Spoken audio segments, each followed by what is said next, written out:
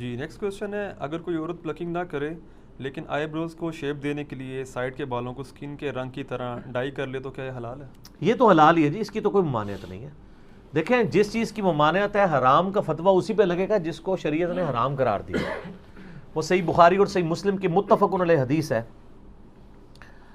کہ سیدنا عبداللہ ابن مسعود رضی اللہ تعالیٰ عنہ کہتے ہیں کہ اللہ تعالیٰ نے لعنت فرمائی ہے ایسی عورتوں پر جو گدواتی ہیں یعنی ٹیٹو بناتی ہیں، یعنی جسم میں کھدائی کرا کے سیاہی ڈال کے نشان بنانا، جس طرح کئی فٹ بالرز نے بنائے ہوتے ہیں اور افریقن لوگوں نے، آپ نے دیکھا ہے نا، انہوں نے ٹیٹو بنائے ہوتے ہیں۔ یہاں پہ بھی لوگ یہاں پہ بنوا لیتے ہیں ٹیٹو اس طریقے سے۔ اور دوسری چیز فرمائی، ان عورتوں پہ لعنت ہے جو چہرے کے بال اکھاڑتی ہیں۔ ظاہر ہے اب چہرے میں ایک ہی بال ہیں جو عورت اکھاڑے گی تو لعنت ہے، اور وہ یہی والے بال ہیں، کیونکہ یہ بال اور یہ بال تو اس کے اگتے نہیں ہیں، اور اگر یہ بال اگ آئیں تو اس میں عورت پہ واجب ہے کہ یہ بال اکھاڑے گی۔ اس پہ پھر دوسری حدیث اپلائی ہو جائے گی، بخاری اور مسلم میں حدیث ہے، ان عورتوں پہ لعنت جو مردوں کی مشابہت کرتی ہیں، اور ان مردوں پہ لعنت جو عورتوں کی مشابہت کرتے ہیں۔ تو چونکہ عورت کی اب داڑھی نہیں ہوتی، تو اگر اس کی داڑھی نکل آئے تو اب اس کے لیے ضروری ہے کہ اس کو اکھاڑے، یا اس کے لیے ایسی کریم استعمال کرے کہ وہ بال جھڑ جائیں تاکہ اس کی مردوں سے مشابہت نہ ہو۔ اور اسی میں امپلائڈ ہے کہ مرد نے داڑھی رکھنی ہے تاکہ اس کی عورتوں سے مشابہت نہ ہو، لباس میں بھی، گیٹ اپ میں بھی، ہر لحاظ سے۔ تو دوسری وہ عورت جو چہرے کے بال اکھاڑتی ہے، اور تیسری وہ عورت جو دانتوں میں گیپ بنواتی ہے خوبصورت دکھنے کے لیے، یعنی نبی علیہ السلام کے مبارک زمانے میں یہ سارے معاملات چلتے تھے۔ یہ حدیث عبداللہ ابن مسعود نے بیان کی، بخاری مسلم دونوں میں آتا ہے۔ تو ایک عورت ان کے پاس حاضر ہوئی، اس نے کہا کہ میں نے سنا ہے کہ آپ یہ کہتے ہیں کہ اللہ نے لعنت فرمائی ہے ایسی عورتوں کے اوپر، تو میں نے تو پورا قرآن پڑھا ہے، مجھے تو کہیں نہیں ملا یہ چیز۔ ہائے ہائے ہائے ہائے، سر وہ پاکستانی عورت نہیں سی نا عاشق رسول، جو نہ دی عاشق رسول، نہ قرآن پڑھا نہ حدیث پڑھا، عاشق رسول۔ اس نے واقعی قرآن پڑھا تھا، اس کا بہت بڑا کلیم تھا۔ ہمارے تو حکمرانوں کا یہ حال ہے کہ قرآن کو حدیث کہہ کے، حدیث کو قرآن کہہ کے بیان کر رہے ہوتے ہیں، اور کئی چیزیں قرآن حدیث میں ہوتی نہیں ہیں اور وہ کہتے ہیں اللہ نے فرمایا ہے۔ ٹھیک ہے، میں آپ کو سائملٹینیس کنٹراسٹ بتا رہا ہوں۔ اور اس عورت نے آ کے صحابی کو کہا کہ جی میں نے قرآن پورا پڑھا، اس میں تو کہیں نہیں لکھا ہوا۔ تو انہوں نے فرمایا تم نے قرآن غور سے نہیں پڑھا، قرآن میں کیا تم نے یہ آیت نہیں پڑھی، وما آتاکم الرسول فخذوہ وما نہاکم عنہ فانتہوا، جو رسول اللہ دیں وہ لے لو، اور جس سے رسول اللہ صلی اللہ علیہ وسلم روک دیں اس سے رک جاؤ۔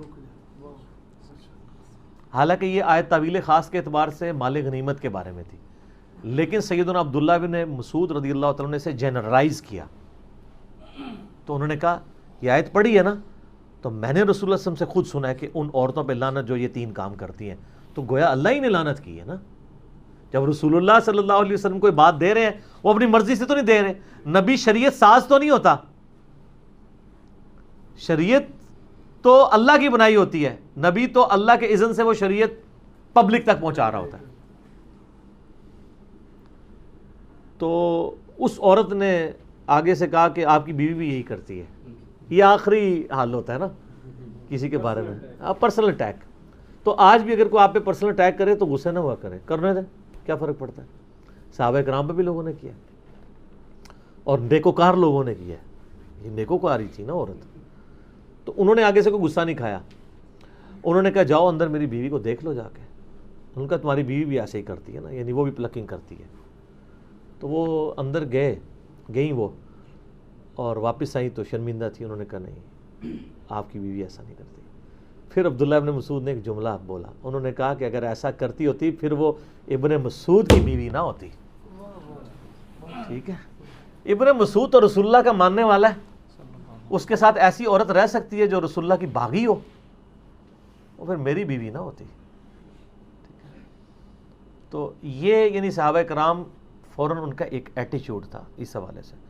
تو اگر کوئی عورت پلکنگ نہیں کرواتی، صرف سائڈ کے بالوں کو بلیچ کرتی ہے ہلکا ہلکا سکن کلر کے تاکہ وہ صحیح نظر آئیں، اور یہ لوگوں کو دکھانے کے لیے نہیں، اپنے خاوند کے لیے، اس میں یہ چیز بھی ضروری ہے، تو شاید ویسے ہی وہ چھوڑ دیں، لوگوں کے لیے کر رہے ہوتے ہیں۔ الا ماشاء اللہ. باقی یہ ڈاکٹر فرد ہاشمی صاحبہ کا جو موقف ہے میں ان کی بڑی عزت کرتا ہوں. میں انہیں ون وومن آرمی کہتا ہوں. ایک اکیلی عورت نے تل پٹ کر دی ہے ہر چیز. شیطان کے خلاف ایک مجاہدہ ہیں. ان کی جو اسٹوڈنٹس ہیں ان میں زیادہ تر یہ ایشو آیا ویب پلکنگ والا. انہوں نے کہیں ایک بات کی کہ اگر کسی کے بہت زیادہ یعنی بھویں چوڑی ہو جائیں تو وہ کر سکتی ہے کیونکہ وہ نیچر سے ہٹی ہوئی ہیں. اصل میں تو اسلام میں تخلیق بگاڑنے کی ممانعت ہے نا, جو اس حدیث میں بھی آیا نا, جو عبداللہ ابن مسعود علی, اس میں یہ بھی الفاظ ہیں کہ یہ تخلیق بگاڑتی ہیں, جو ٹیٹو بنوائیں یا یہ کریں یا یہ اکھاڑیں. تو اور قرآن حکیم میں سورہ نساء کی آیت نمبر 119 ہے وَلَآمُرَنَّهُمْ فَلَيُغَيِّرُنَّ خَلْقَ اللَّهِ. شیطان نے کہا تھا کہ اے اللہ میں اولاد آدم کو ابھاروں گا کہ تیری تخلیق کو وہ بدل دیں. تو اسلام میں تخلیق بدلنا حرام ہے. اسی کے تحت داڑھی مڑانا حرام ہے نا. اللہ نے مرد کی اگائی ہے, عورت کی نہیں اگائی. تو البتہ کچھ چیزیں تخلیق بگاڑنے میں ہی فطرت ہے, جیسا کہ زیر ناف بال یا بغلوں کے بال یا ناخنوں کا کاٹنا. اب یہ اللہ کی تخلیق کو آپ بگاڑ رہے ہیں, لیکن یہ فطرت ہے. یہاں پہ اس کو بگاڑنا فطرت ہے, ختنہ کروانا بگاڑنا ہے, لیکن وہ فطرت ہے. اس کا حکم علیحدہ سے آ چکا ہے. اور بخاری مسلم میں حدیث ہے کہ فطرت میں جو ہے وہ 5 چیزیں داخل ہیں. مونچھوں کا پس کرنا, ناخنوں کا کاٹنا, زیر ناف بال اور بغلوں کے بال جو ہے ان کو اکھاڑنا اور خطرہ کرنا. وہ ایک الگ سے ایک مسئلہ ہے. لیکن یہاں پہ جو مسئلہ ہے نا کہ اگر کوئی بلیچ کروا لیتا ہے وہ تو بالکل ٹھیک ہے, اس کو اکھاڑے نا. تو وہ میں فرد ہاشمی صاحبہ کا بتا رہا تھا کہ انہوں نے اس طرح کو بات کی کہ بہت چوڑے ہوں تو وہ کاٹ لیں تو خیر ہے. اب وہ اس کا نتیجہ یہ نکلا ہے کہ جو ہمیں خبر ہے فزیکلی کہ وہاں پہ ساروں نے ہی سمجھ لیے کہ ہمارے چوڑے ہی ہو گئے ہیں. ورنہ تو ہونا چاہیے آپ گوروں والا ایک طریقہ اڈاپٹ کریں کہ آپ کہیں جی ہم نے 1000 عورتوں کے اوپر فزیکلی یہ پرفارم کیا ایکسپیریمنٹ کہ عورت کے جو بھووں کی آئی بروز کی چوڑائی اتنی اور اتنی موٹائی ہونی چاہیے, تو یہ ہمیں ایک سٹینڈرڈ ملا ہے. اس سے جس کا ہٹے وہ آگے پیچھے کر سکتا ہے. ہر کسی کو یہی نظر آ رہا ہے. اور عجیب جو ہے وہ جننیاں بنی ہوئی ہوتی ہیں, ٹھیک ہے نا, خام خواہ. اور پھر یہ بھی لوگوں نے دماغ میں ڈال دیا کہ جس نے ایک بار کر دیا ہے تو وہ پتہ نہیں اب دوبارہ نہیں. میری وائف تو شادی سے پہلے نہیں کرتی تھی, ایک آدھ دفعہ اس کی سہیلیوں نے زبردستی اس کے ساتھ یہ معاملہ کیا تو شادی کے بعد آج 14 سال ہو گئے, کوئی فرق نہیں پڑتا. ایویں خام خواہ یعنی لوگوں کے دماغ میں ڈالا ہوا ہے. تو وہ بلیچ کر لیں اس سے بہتر ہے. بلیچ کرنے میں کیا ہوتا ہے کہ صرف وہ کلر چینج ہوتا ہے اسکن والا, بال ادھر ہی موجود ہوتے ہیں لیکن دیکھنے میں نظر نہیں آ رہے ہوتے. تو یہ بھی یعنی ایک آئی بروز کو شیپ دینے کا ایک طریقہ ہے, لیکن یہ جائز طریقہ ہے کیونکہ اس میں آپ بال اکھاڑ کوئی نہیں دیں. تو لہٰذا شریعت کا جو فتویٰ ہے نا وہ اس سے اٹھ جائے گا. فتویٰ لگانے کے لیے منوان ویسی چیز ہونا ضروری ہے. اور یہاں پہ میں ایک ضمناً ایک بات بتا دوں, صحیح بخاری اور صحیح مسلم میں حدیث ہے کہ نبی صلی اللہ علیہ وآلہ وسلم نے بالوں کی جو چٹیا ہے نا یعنی اس میں پرانگدہ, بالوں کا پرانگدہ کرنے سے بھی منع فرمایا ہے.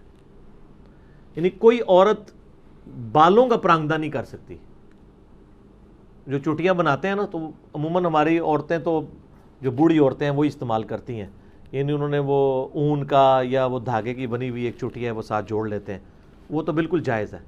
لیکن عورت کے بالوں میں عورت دوسری عورت کے بالوں کا کرنا یہ حرام ہے. یہ چونکہ اکثر لوگ مسئلہ پوچھتے ہیں تو میں ضمناً بتا دیا کہ جس پرانگدے کی ممانعت آئی ہے احادیث میں وہ بالوں کا ہے.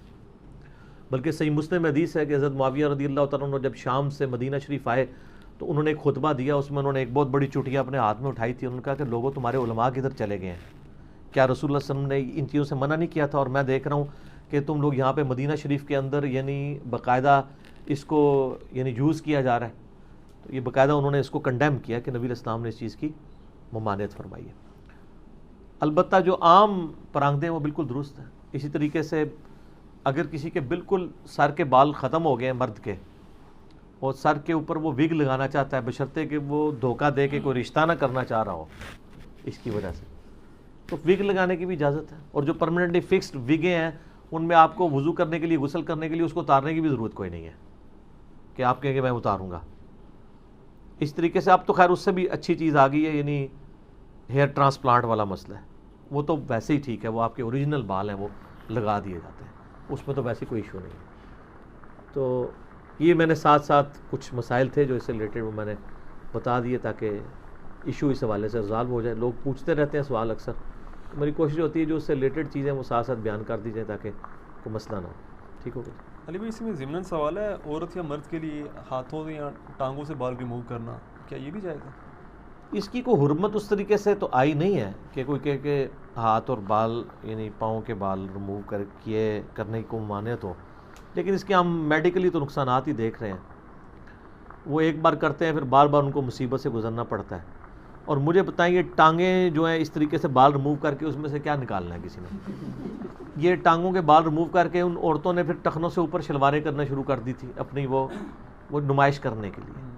تو اس طریقے سے ہاف سلیپ پہننا شروع کر دی، لوگوں کے دکھانے کے لیے وہ کر رہی ہوتی ہیں نا. اگر وہ کہتا ہے خامدوں کے لیے کر رہی، خامد ہی عورتیں گال کوئی نہیں مننی ہے. ٹھیک ہے. اور مجھے حدیث یاد آ گئی، بخاری مسلم میں حدیث ہے، نبی صلی اللہ علیہ وآلہ وسلم نے فرمایا کہ مجھے اللہ تعالیٰ نے جہنم دکھائی تو میں نے اپنی امت کی عورتوں کی اکثریت جہنم میں دیکھی. استغفر اللہ، اللہم اجرنا من النار، آمین. تو اس لیے کہ یہ ناشکری ہیں. تو صحابہ نے کہا علیہم رضوان کہ یہ اللہ کی ناشکری کرتی ہے؟ ان کا نہیں، اللہ کی نہیں کرتی، اپنے خامدوں کی کرتی ہے. اور نبی اسلام نے اس کے اوپر جو جملہ ارشاد فرمایا بڑا زبردست ہے.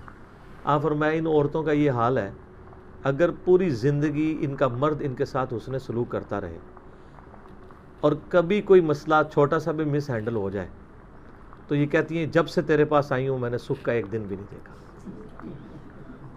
یہ نبی الاسلام نے ارشاد فرمایا اور بخاری مسلم دونوں میں یہ حدیث ہے. تو اچھا یہ حدیث آپ یاد رکھیں، آپ کو بڑا مزہ آئے گا. میری بیوی جب میرے ساتھ لڑ رہی ہوتی ہے تو میں فوراً یہ حدیث یاد کرتا ہوں اور مسکراتا ہوں. تو وہ پوچھتی ہے کیوں؟ میں نے کہا مجھے وہ نبی الاسلام کی بات یاد آ گئی. آپ نے فرمایا تھا کہ یہ عورتیں ایسے ہی کہتی ہیں کہ سکھ کا ایک دن بھی نہیں گزارا. تو بالکل وہ نظر آ رہا ہے. تو جب آپ یہ بات کرتے ہیں نا تو اگلے بندے کا غصہ ویسے ہی ٹھنڈا ہو جاتا ہے اگر وہ مسلمان ہے تو. ٹھیک ہے. تو اس حوالے سے یعنی ان چیزوں کو بھی دیکھنے کی ضرورت ہے. تو آپ کی بات کا جواب بیچ میں کور ہو گیا؟ جی جی جی ٹھیک ہو. جی. اذان عصر کا وقفہ کر لیتے ہیں انشاءاللہ، باقی اذان عصر کے وقفے کے بعد انشاءاللہ.